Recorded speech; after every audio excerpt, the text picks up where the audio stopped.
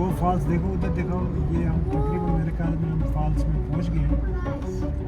I think एक one side में हम फॉल्स के पहुंच गए। वो देखो, देख रहे सके ना? ये देखिए, माय गॉड कितनी बड़ी फॉल है। ये देखिए,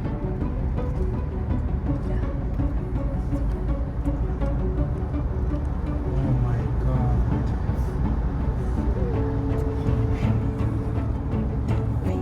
ड्राइविंग बहुत एहतियात से करनी चाहिए जब गाड़ी चलाते वक्त।